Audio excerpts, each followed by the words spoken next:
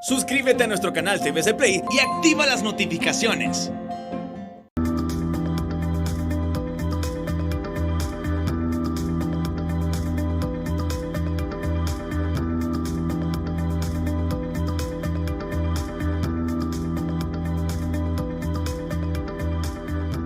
Buenas noches, bienvenidos al banquillo, gracias por estar con nosotros. Les saludamos desde los estudios de TSI a 17 días de las elecciones generales del 28 de noviembre. Hoy vamos a hablar de política, de cómo está el ambiente preelectoral, de las expectativas de un partido político centenario. Nos acompaña Elvin Ernesto Santos Ordóñez, candidato a diputado, ex vicepresidente del país, actual diputado y con una amplia carrera política. Ingeniero, ¿qué tal? Bienvenido, gracias por estar con nosotros. Es un gusto y un honor. Usted sabe muy bien el respeto, el cariño que le guardo a esta institución y particularmente a usted por esos logros profesionales y esa carrera tan brillante que ha ido desarrollando a través de los tiempos. Hay muchos años de conocimiento de su familia y suya y honestamente que me siento muy honrado de poder estar aquí saludándolo y saludando al pueblo hondureño a través de estos canales tan vistos y tan respetados. ¿Qué trabajo hace un político, ingeniero Ordóñez, en estos días? ¿Hay aún espacio para convencer a una gran cantidad de electores que aún no saben si acudirán a las urnas o ya es un tiempo en donde solo está ese contacto para mantener activo a ese dirigente de base, a ese simpatizante para que vaya a la urna? Muy buena pregunta. En realidad, el decidir de la gente, la foto de la encuesta que ocurre en un día cualquiera, puede cambiar en cualquier instante. Yo lo he vivido personalmente. Nosotros estábamos 27 puntos arriba. Estábamos a punto de ser presidentes de Honduras. Y desgraciadamente hubo un golpe de Estado y no pudimos hacer los cambios a que aspirábamos. Y cambió todo el panorama. Vino la secretaria de Estado en aquel tiempo, la señora Hillary Clinton, y convenció de que lucháramos a pesar de que podíamos perder la elección. Y cambió dramáticamente todo el esquema de quién podría ser el presidente de Honduras. Sin embargo, en este momento vemos una característica bastante interesante y es que el 40%, un poco más del 40% del electorado todavía no ha tomado una decisión, todavía no ha decidido por quién votar. Por lo tanto, hay espacio suficiente para crecer y eso es lo que estamos esperando. El único candidato que está realmente creciendo en esas encuestas, en esas fotos que usted mencionaba, es Yanni Rosenthal. Entonces nosotros creemos que es el que ha propuesto claramente cuál podría ser su programa de trabajo, cómo va a beneficiar la economía de cada familia hondureña, cómo le va a otorgar 1.500 lempiras a cada hondureño. Y eso va a significar un cambio drástico, enorme. Si usted toma una población de 10.000 habitantes, como la Villa de San Francisco, está hablando de 15 millones mensuales. Y eso es por persona que van a recibir 1.500 lempiras. Entonces está hablando de que 10.000 personas serían 15 millones, de un año serían 180 millones, casi 200 millones y sube un poquito. Imagínense 200 millones que se inyectan a la economía de un pequeño pueblo.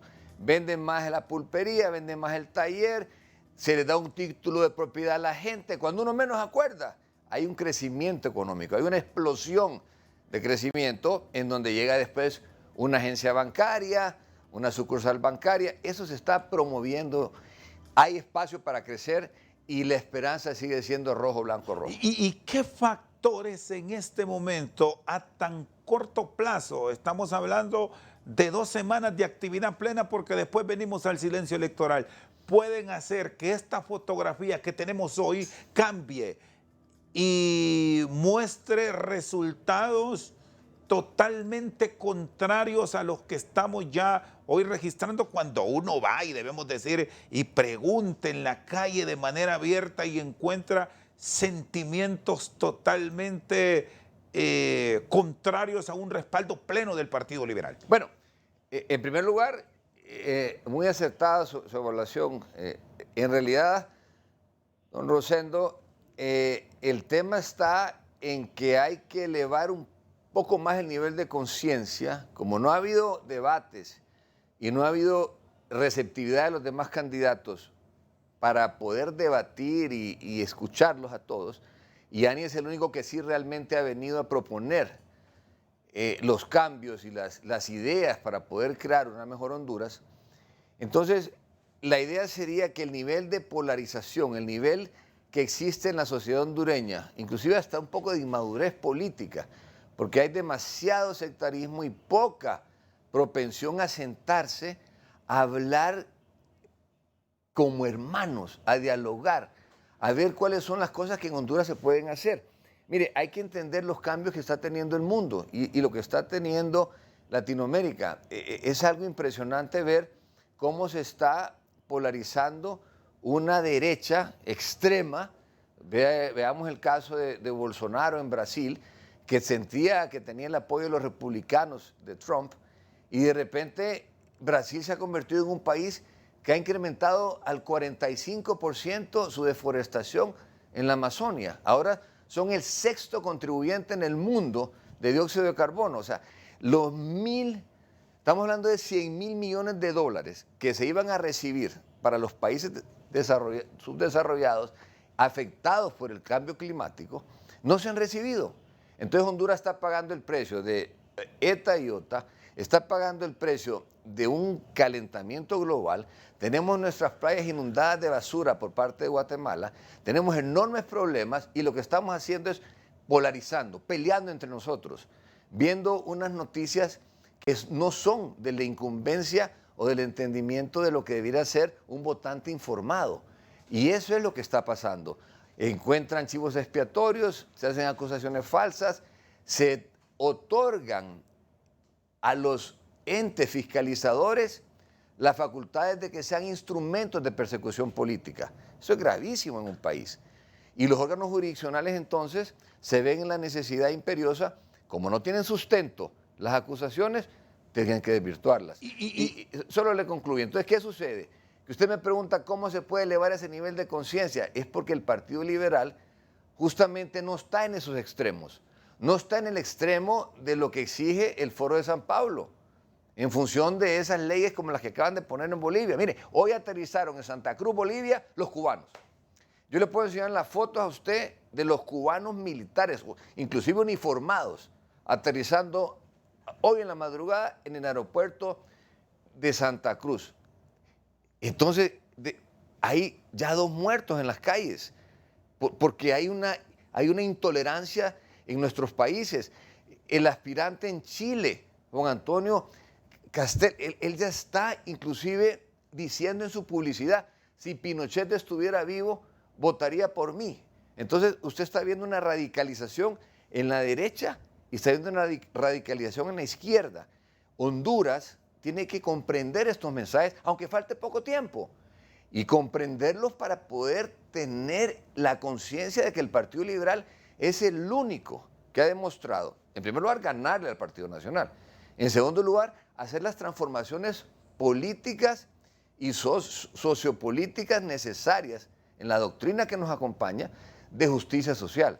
Y por eso es que hay necesidad imperiosa que sea el Partido Liberal el que avance en este tiempo. Y esa versión que escuchamos de un sector de la oposición hacia los liberales que han tenido un maridaje con el Partido Nacional, ¿les está pesando para lograr estos respaldos contundentes y los muestra como partido político Elvin como una opción real el próximo 28? Claro que sí. La desinformación y la actitud de algunos pseudoliberales o gente. Y mire, de mi boca no va a escuchar usted ningún agravio para ningún liberal o un pseudoliberal. De mi boca no va a sentir rencor por todo lo que me han hecho, eso ya está atrás. Lo que sí es importante es que Yani ha tenido que como surcir un vestido. Este partido lo ha tenido que remendar, porque ha encontrado un partido que desde las elecciones en que participamos, que casi llegamos a 900.000 votos, a pesar de que hubo un golpe de Estado, ha venido en decadencia en número de votantes, hasta llegar en la última que ni siquiera llegaba a 400,000 votos. Entonces, venir a reconstruir este partido ha sido complejo. ¿Usted está claro que esos números del último proceso los van a superar fácilmente al final de este mes? A pesar de que efectivamente hay tanta todavía incoherencia, intolerancia en algunos sectores que tienen que entender que ser un liberal es enmarcarse en los estatutos. Usted hablaba, es posible una alianza de derecho. El Partido Liberal es un partido centenario, es un partido que tiene más de 130 años de historia. No es un bus que alguien se puede bajar y dejar la gente subir en él. Es un partido que tiene que ir a una convención para que la autoridad máxima, los convencionales, autoricen una alianza. Pero de hecho podemos en las mesas hacer las alianzas porque sí queremos ser parte de la oposición. Yo sí estoy de acuerdo y soy pro alianza. Estoy de acuerdo en que quitemos el gobierno que actualmente está en el poder. Absolutamente soy pro alianza. Pero la pro alianza del cual nosotros suscribimos, inclusive un acuerdo, era que el que sacara más votos como partido encabezaba esa alianza. Y eso es lo que nosotros todavía estamos esperando que suceda. Sin embargo, estamos listos para formar parte de esa oposición porque es necesario tener esa oposición viva, prudente y clara. Nosotros no tenemos una filosofía y una doctrina de ir a pitar o a tirar cohetes, no. Son propuestas claras como la que le denoté al principio, elevar el nivel de ingreso de la gente. Usted sabe lo que significa una familia de 4 que recibe 1.500 lempiras cada uno. Estamos hablando de 6.000 lempiras al mes, que no los tenía antes. Entonces, eso es lo que estamos haciendo. Y lo que está ahorita, ese cambio de la vida mejor, ese bono que hablan de 10.000 lempiras, bono de 10.000, mire, hable con la gente. De 10.000 lempiras terminan recibiendo 2 y en el camino se quedaron 8. Todo el programa de asistencia social que tiene el país es un fracaso porque hay más pobres. Entonces se necesita ir a un congreso a donde la gente vaya a proponer una legislación real y verdadera en el entendido que hay un contexto global distinto y que hay una coherencia de ideas. Por ejemplo, la universidad recibe el 4% del presupuesto del país directamente. Nosotros tenemos que darle a las transferencias que son manejadas políticamente a las alcaldías, fortalecer los gobiernos locales con una medida constitucional, que se le dé el porcentaje a cada una directamente del presupuesto, por ejemplo. Entonces, esas cosas falta hacerlas todavía. Muy bien, está con nosotros el ingeniero Elvin Ernesto Santos. Vamos a una pausa, ya regresamos. Seguimos al banquillo, está con nosotros Elvin Ernesto Santos, hizo las paces con Mel. Se perdonaron, si cabe este término, Elvin, con el mismo Luis Zelaya, que tuvieron sus discrepancias en su momento. ¿Cómo marcha la actividad política con esos recuerdos que como tal ahí están? Qué interesante su pregunta y su visión. Son eso, son recuerdos que en política tienen que quedar en el pasado. Hay que rezar por sus adversarios, hay que rezar por ellos y por su paz. A mí Dios me ha bendecido. Imagínense, tengo mis 2 padres vivos, tengo 5 hijos, tengo un bebé de 2 años, soy abuelo, tengo salud, tengo trabajo. Yo creo que este país merece cambiar. Yo puedo regalar mi sueldo todos los meses del Congreso. A mí no me interesa ser un solo diputado. Una sola golondrina no se verá. ¿Por qué se metió en política siendo un hombre solvente? Porque creo que es necesario que la gente sepa que no podemos seguir por el rumbo que estamos. Es importantísimo que conozcan principalmente cómo Yanis es un hombre distinto. Yo trabajé con él un año antes de que renunciara, porque Mel, que usted habla de Mel, es una persona a quien yo le tengo un enorme cariño y yo sé que él me lo tiene a mí. Hicimos una campaña juntos y anduvimos en cada rincón de Honduras. Bueno, incluso se dijo que cuando usted era vicepresidente, y recordamos que Yanis era ministro de la presidencia, generaba conflictos para que discutieran, es verdad. Claro que sí, no ve que éramos hermanos, pues, Mel y yo éramos hermanos, y cuando yo percibí que se estaba cambiando la ideología y la doctrina liberal por un radicalismo de izquierda, entonces tuve que renunciar y tuve que decirle a Chávez, lo siento, yo no lo puedo recibir, ni a Evo Morales y a todos los que vinieron, porque yo creía siempre en mi Partido Liberal y sigo creyendo en él. Podemos hacer las reformas dentro del Partido Liberal. Pero los 16 años de dictadura de Carías, luego la dictadura que después vino encima de los militares en los dos gobiernos de Osvaldo y después Ricardo Zúñiga manipulando desde el Partido Nacional a los militares por tantos años, hasta el 80, que se decidió entregar de nuevo el poder de los militares en toda Latinoamérica, es la historia que nosotros no podemos olvidar. Y ahora tenemos otros 12 años de dictadura. Entonces tenemos que sobrepasar esto, y esto se logra construir hablando entre nosotros. Si podemos, yo conozco a Mel, nos tenemos aprecio. Xiomara es una gran persona, trabajadorísima. Yo recuerdo cuando ella andaba con sus tractores en Guayape, allá trabajando. Lepaguare. En Lepaguare, sí, pero en los bordes del Guayape. Entonces veníamos y teníamos la capacidad para asistirla, y ahí creció una amistad y una familiaridad. Después me ofrecieron que los acompañara como vicepresidente. Nosotros tenemos unas grandes historias. Y le dije a Mel, mira Mel, no volvás a decir que yo soy golpista, porque yo no tuve nada que ver en tu golpe. Ni era presidente del Congreso, yo era un candidato que quería ser presidente. Sí, me dice que es política, démonos un abrazo. Y nos dimos un abrazo. Y hoy le deseo lo mejor. Igualmente con Yanni. Yanni vino y mira, me dice, yo creo que nosotros podemos unir a la familia liberal. Y creo que después de unir a la familia liberal, podemos unir a la familia hondureña. Hasta que hizo sentido. En vez de planear negocios, como hacía antes, que todo era planear negocios, planeó una salida para Honduras. Y me dijo, Elvin, ayúdame. Con gusto, Yanni, le digo, vamos a luchar por unir a la familia liberal.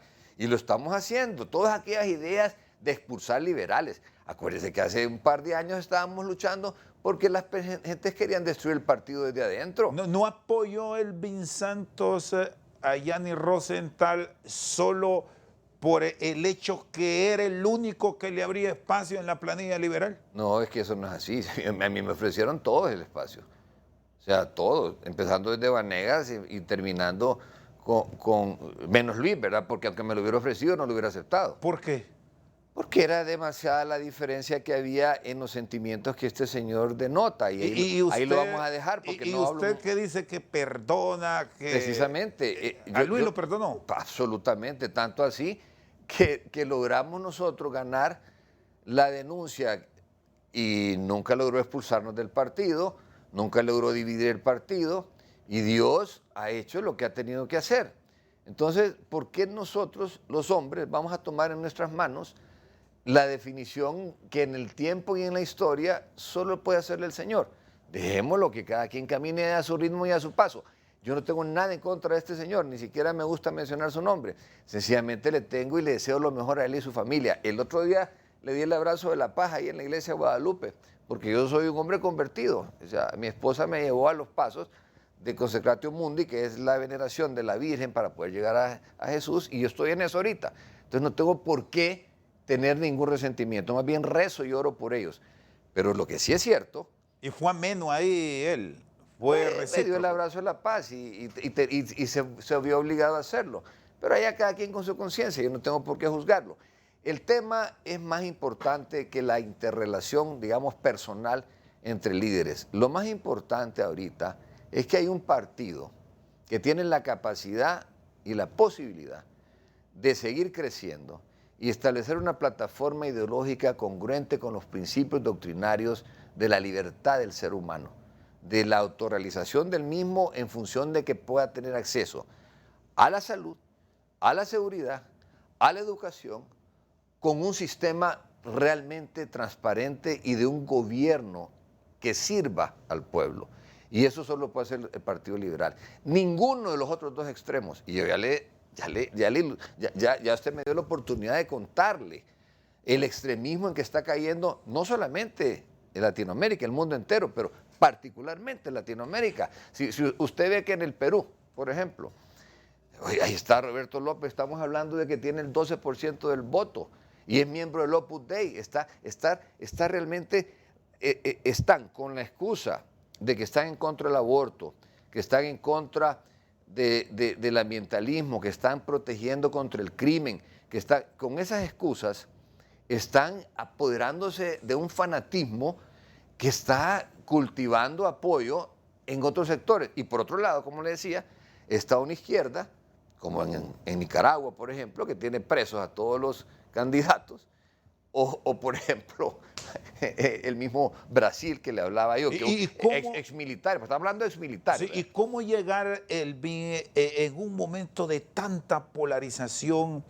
a encontrar rutas adecuadas, independientemente del partido que gane? Porque esta pregunta la formulo más allá de lo que va a ocurrir el 28 de noviembre, porque habrá electos, tendrán esa capacidad de diálogo por el país, como usted señalaba, de sentarse, de conversar, de ver qué es bueno para la nación y qué es malo.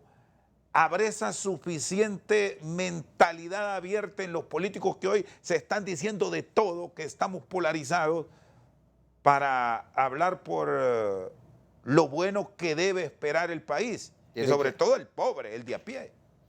Mire, tiene que haber esa capacidad de tolerancia en la comprensión de que uno aprende más escuchando que diciendo las cosas. Si se escucha a un interlocutor en las mesas, en la toma de decisiones, de una nueva legislación, de una capacidad para otorgarle al gobierno local las herramientas para que los alcaldes, yo le decía, estábamos a las puertas de mandar 30 alcaldes mensuales a Suecia. Ya la embajadora sueca estaba lista para educar en la transparencia a todos estos alcaldes y que ellos pudieran manejar la salud, la seguridad y la educación, partir el presupuesto, como estoy diciendo ahorita, darle por una resolución constitucional, una modificación a la Constitución, el poder para que el presupuesto apoye directamente y quitar las transferencias que son herramientas políticas. Tenemos que salir de la manipulación política del Estado. ¿Se puede lograr todo esto? Claro que sí. Usted cambia todo el cuerpo diplomático. Usted le dice al cuerpo diplomático, mire, su agenda es la siguiente. Usted me va a levantar la inversión del país y estos son los rubros y los sectores que vamos a potenciar. Vamos a poner las escuelas de inglés en todos los sectores que reciban turismo. Vamos a educar a los jóvenes, vamos a hacer, aquí están los fondos para hacerlo, porque vamos a reorientar el presupuesto de tal forma que se logre. Y toda esa asistencia política, esa asistencia social que no tiene efecto, y le estoy hablando de la vida mejor, que condiciona unas transferencias a tener cabezas de familia, a ser los activistas de un partido. Todo eso tiene que quitarse y venir a gobernar para una Honduras entera, no solo para un sector. Muy bien, está con nosotros el ingeniero Elvin Santos Ordóñez, candidato a diputado por el Partido Liberal en Francisco Morazán. Vamos a una pausa y ya regresamos.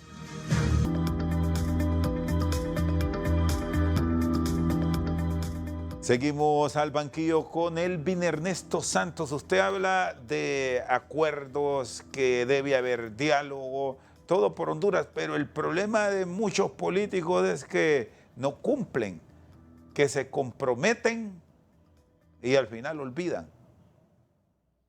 ¿Se ha sentido traicionado alguna vez usted? Todos los días. Mire, eso es de... ¿De qué se arrepiente? Es el quehacer político. ¿Se arrepiente de algo?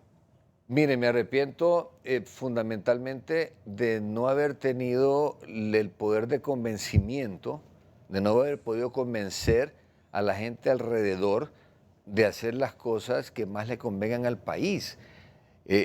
¿Cómo es posible que usted esté cerca de un presidente y que no pueda tener la posibilidad de explicarle al presidente que no puede radicalizar sus enfoques, que no puede entregarse a un bloque, que tiene que potenciar al hondureño? ¿Cómo puede convencer a una bancada que es una aplanadora en el Congreso de que no sea un Congreso, una agencia de trámite del Ejecutivo? ¿Cómo hacerlo? Eso a mí me frustra. Entonces tengo que estudiar mucho y convencer que en el resto de los países de Latinoamérica eso es lo que sucede si no se hace caso. Esto es lo que pasa cuando nos polarizamos y entramos a dictaduras y entramos a intolerancias y cuando muere un hondureño o cuando se manejan mal los recursos. ¿No se va a ir a entregar Elvin la bancada liberal al mejor postor en la Cámara Legislativa a partir del 25 de enero del 2022? Porque todo apunta, y así lo están reflejando sondeos en cuanto a la preferencia en el Poder Legislativo, que serán el fiel de la balanza. Mire, yo en realidad voy a ser muy claro y necesito que esto lo escuche todo el pueblo hondureño. Una cosa es lo que pasó antes en el Congreso, cuando yo no era diputado, y otra cosa es lo que está pasando en este último cuatrenio. En este cuatrenio no hay tal cosa como el fondo ese municipal y no hay tal manejo que dicen del tilín-tilán. Eso no es cierto. Eso sucedió en otras épocas. En estas épocas, el manejo que yo he presenciado ha sido completamente transparente. Yo no sé de ningún liberal que se haya entregado, como usted menciona, a los intereses de otro partido. Lo que pasa es que hay una campaña de desinformación. Lo que pasa es que hay gente que disfruta diciendo cosas que en primer lugar no son ciertas y que logran, según ellos, escalar políticamente haciendo cosas o malinformando y pateando a la gente de al lado, y eso no es así. Uno en política avanza abrazando, creciendo y siendo transparente. Y yo personalmente me siento traicionado por el sistema, porque usted sabe que hicieron una acusación, claro que no prosperó porque no tenía fundamento, pero me hizo daño, claro que me hizo daño. ¿Cómo va a creer usted que nosotros tenemos un acuerdo, como ha existido todo el tiempo en la historia política, a donde legalmente se suscribe un préstamo? Hay un acuerdo entre el Partido Liberal y el Partido Nacional, que son los dos partidos que podían ganar las elecciones, y el acuerdo se firma para que el que gane se haga cargo de pagar esa deuda complementaria a los bancos con que suscribe, con la aportación de cada persona. Del 3% de cada empleado público, el que gane lo utiliza para pagar. Y eso fue lo que se pactó. Se pactó con pagarés en el Banco Ficosa, en el Banco de Occidente, todo lo que se hizo, como se ha hecho siempre, como lo hizo Melante, como lo hicieron. Ajá, ¿y qué sucede? Yo perdí las elecciones y la ganó el otro señor. Entonces ese señor tenía la responsabilidad de pagar. ¿Cómo pagó? Ya es problema de él. Si utilizaron fundaciones o lo que sea, que investiguen y que hagan lo que hayan que hacer. Pero nosotros, como Partido Liberal, no tenemos ninguna responsabilidad. Entonces yo esperaba que el Partido Liberal aclarara las cosas, no que yo tuviera que ir a explicarlas. Y ahora sí, pues pasó todo, me dieron mi sobreseimiento definitivo, entendieron que yo no tengo absolutamente nada que ver, me dijeron, usted es un hombre completamente limpio, ni siquiera le vamos a hacer un juicio. Y yo me fui entonces tranquilo, pero sí dolió que solo se enfrascaran contra un partido y el otro préstamo, y lo otro que se había pactado, y si todo es legal, yo no tengo nada que ver. Y ahora en estas justas comiciales que se celebran en 17 días, ¿hay esos acuerdos? Ya esos acuerdos se hacen en función de que está más ágil el Consejo Nacional Electoral y está brindando apoyo. Por ejemplo, ahorita le entregaron al partido, a todos los partidos, una cantidad importante para que capacite a la gente en sus mesas y todo fluya, aunque con tardanza, pero se está capacitando a la gente en función de esos fondos que se reciben.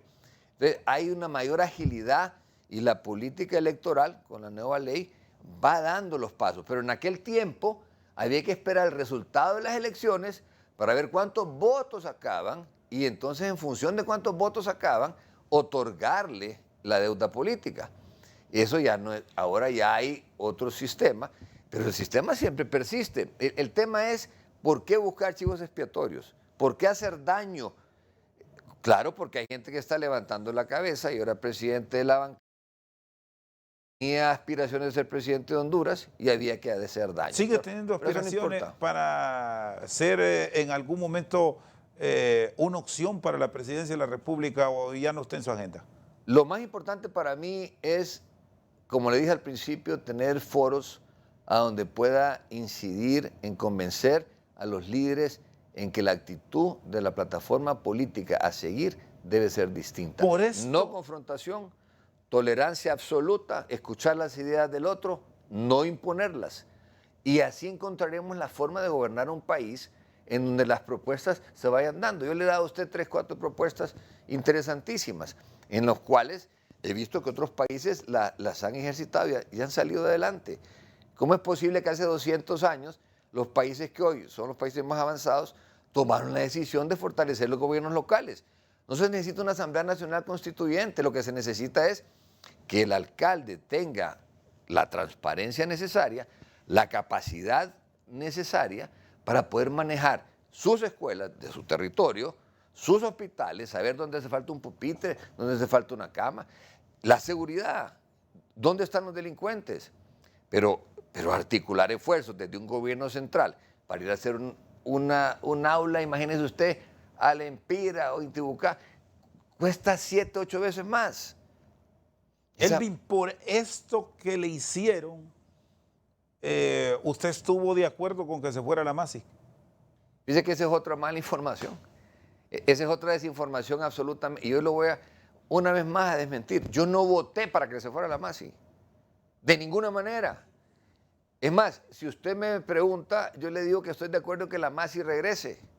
No tengo ningún problema con eso. Cuando hoy se plantea esa posibilidad, Elvin, y que es parte de propuestas políticas de buscar apoyo externo para el acompañamiento de procesos de investigación y que de pronto, si es electo diputado, va a pasar en algún momento por la Cámara Legislativa esta decisión, respaldaría, que vengan, que estén, que ayuden. Completamente de acuerdo, eso sí.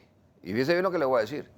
Aquí no van a venir a pisotear el sistema hondureño, ni judicial, ni el derecho constitucional que nos asiste, como violentaron mis derechos. Ahí sí no estoy de acuerdo. Estoy de acuerdo que venga la Masi, pero con lo que hicieron no estoy de acuerdo, ni cómo actuaban, ni por qué violentaban. Mire, la presunción de inocencia, el debido proceso, no son cosas que se pueden dejar a la deriva, a criterio de un vocero, que lo que quería era hacer política para después ir a hacer política a Perú. Eso es lo que hizo el hombre que vino aquí, atender sus intereses personales. Y por eso es que cayó en conflicto con los mismos jefes que él tenía. Entonces, eso no es posible, venir a atropellar a los hondureños. Lo que pasa es que eso no lo dice la gente que difama, y la gente que calumnia, y la gente que pisotea a los demás creyendo que eso los va a hacer subir.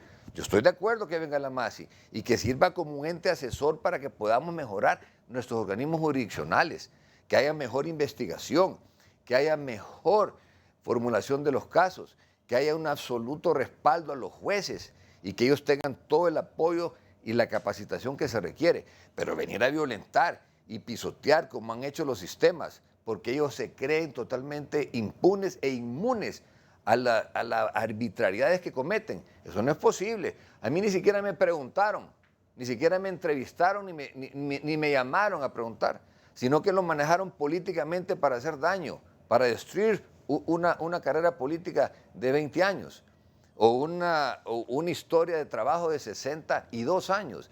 Mi tata fundó una empresa hace 62 años. Yo tengo 1.200 empleados.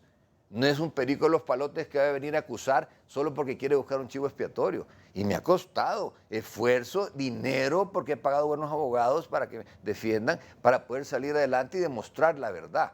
Y ahora, afortunadamente, ya la demostré. Ahora lo que queda es no salir adelante y no morirme sin haber contribuido para que la gente sepa que Honduras tiene que cambiar. No podemos seguir en lo mismo porque no hay resultados. Si seguimos en lo mismo, vamos a seguir fracasando.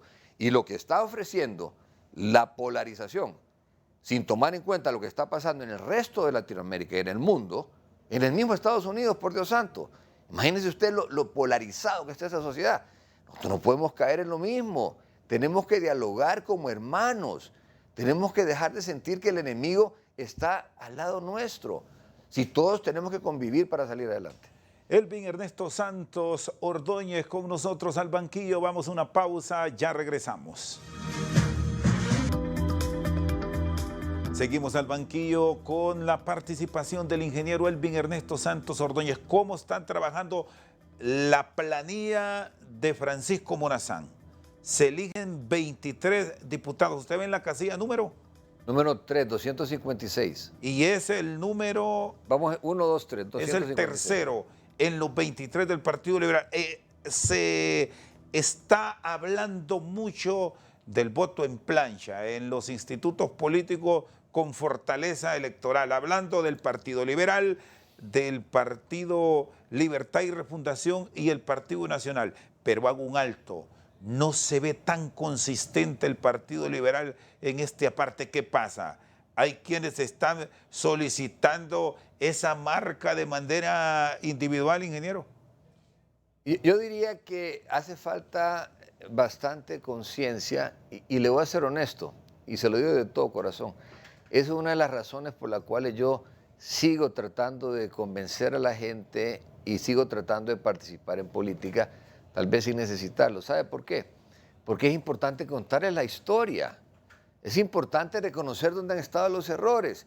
Esta gente jovencita, que dice voy a votar solo porque venga alguien más joven, tiene que comprender que es la mezcla de la energía de la juventud y de la sapiencia y la experiencia de algunos que hemos transitado ya por experiencias muy duras, lo que puede hacer que las cosas sean realmente buenas.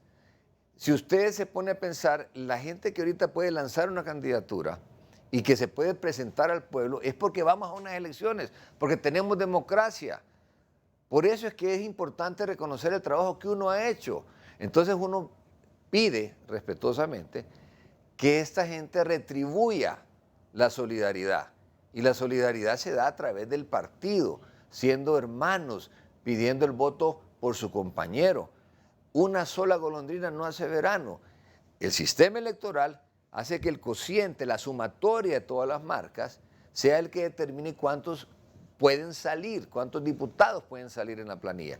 Entonces, entre más marcas liberales hayan en la planilla, más diputados vamos a tener independientemente de quienes sean. Entonces, agradezcamos el hecho de que hemos tenido oportunidad de participar, gracias al esfuerzo que muchos hemos hecho.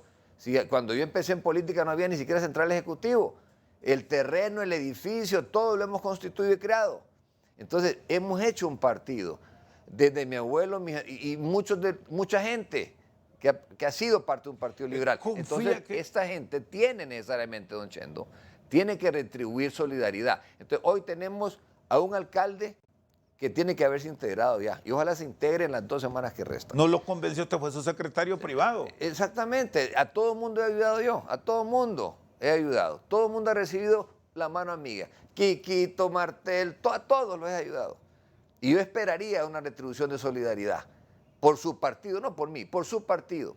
Entonces, ¿y van a votar por usted? ¿Ha hablado con ellos de eso?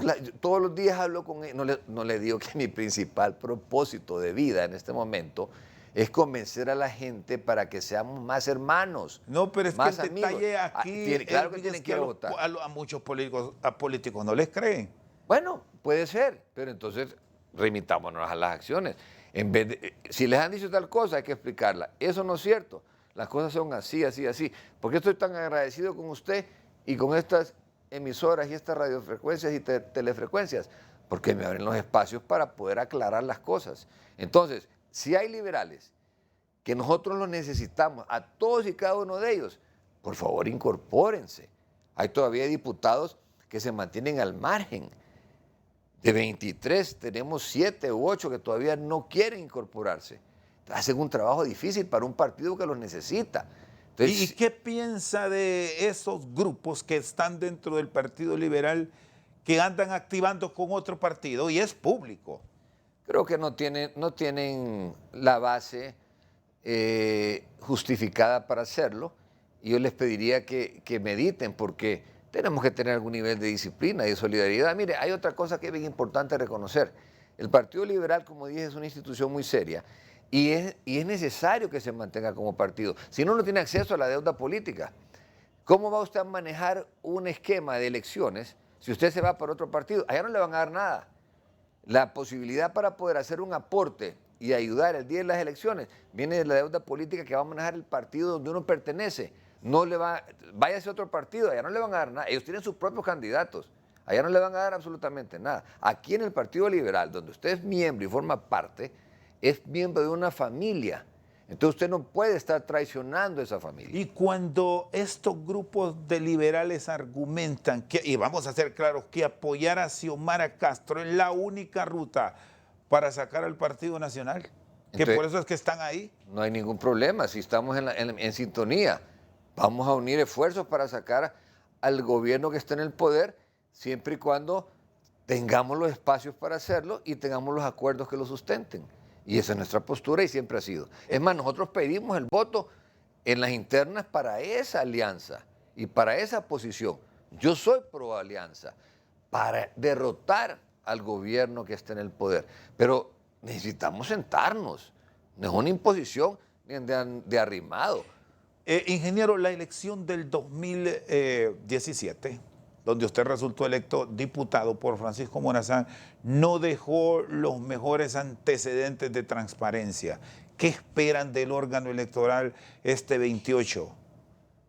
Bueno, mire, en primer lugar, yo creo que hay que felicitar a todos aquellos que le dedican un poco de tiempo y esfuerzo al servicio público.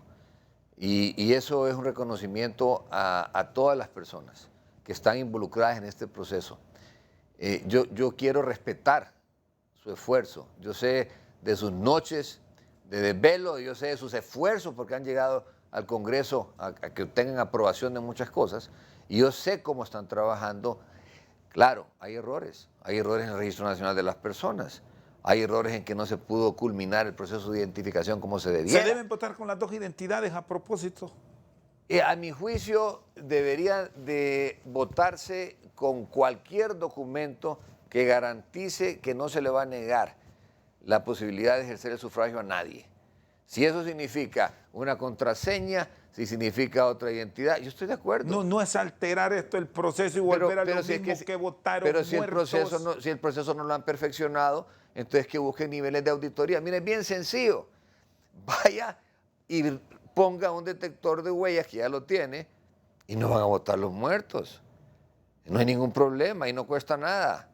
Para el dinero que están gastando, más de 70 millones de dólares, eso se puede haber hecho. Entonces, yo sí creo que no hay que negar el derecho a nadie y hay que tratar de enmendar los errores y perfeccionar los sistemas. Sin embargo, no hay que menoscabar ni menospreciar el enorme esfuerzo que esta gente hasta ahora ha hecho. Bueno, tengo un minuto para cerrar. Le agradezco el tiempo, ingeniero Elvin Ernesto Santos Ordóñez. ¿Por qué deben votar aquí en Francisco Morazán por Elvin Santos? Bueno, en primer lugar, agradecerle a usted.